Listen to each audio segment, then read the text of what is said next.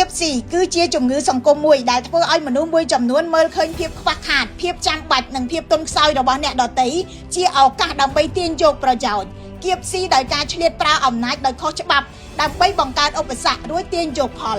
នៅពេលដែលការគៀបស៊ីលើអ្នកដទៃត្រូវបានចាត់ទុកថាជារឿងធម្មតាសង្គមនោះកំពុងតែបាត់បង់ទាំងសិលធម៌ទំនុកចិត្តនិងយុត្តិធម៌បន្តិចម្ដ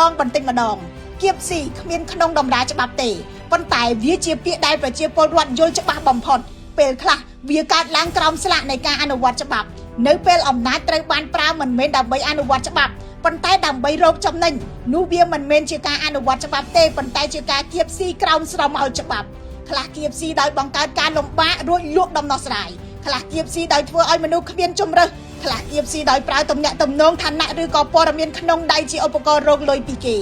នៅលើសន្ទុះការយល់ឃើញអំពីអំពើពុករលួយរបស់អង្គការដំឡាភិបអន្តរជាតិប្រចាំឆ្នាំ2025កម្ពុជាឈរលេខ163ក្នុងចំណោម182ប្រទេសធនាគារពិភពលោកក៏បានបង្ហាញជារឿយៗនៅក្នុងរបាយការណ៍បរិយាកាសអាជីវកម្មថាកម្ពុជាប្រឈមបញ្ហាធំលើគុណភាពសេវាសាធារណៈសម្រាប់គាំទ្រអាជីវកម្មជាពិសេសក្នុងការចុះបញ្ជីការចូលទីផ្សារការប្រកួតប្រជែងនិងការដោះស្រាយបញ្ហាទិន្នន័យទាំងនេះមិនអាចបញ្យល់ពាក្យគៀបស៊ីទាំងមូលបានទេប៉ុន្តែវាបង្ហាញថានៅពេលប្រព័ន្ធមិនច្បាស់សេវាមិនរលូននិងការត្រួតពិនិត្យនៅទន់ខ្សោយកន្លែងសម្រាប់ការឆ្លៀតឱកាសគៀបស៊ីក៏កាន់តែរីកធំវប្បធម៌គៀបស៊ីបំផ្លាញមនុស្សបំផ្លាញច្បាប់និងបំផ្លាញប្រទេសប្រជាពលរដ្ឋបង់ថ្លៃលើសេវាខុសច្បាប់អាជីវកម្មបង់ថ្លៃលើនីតិវិធីក្រៅតម្រា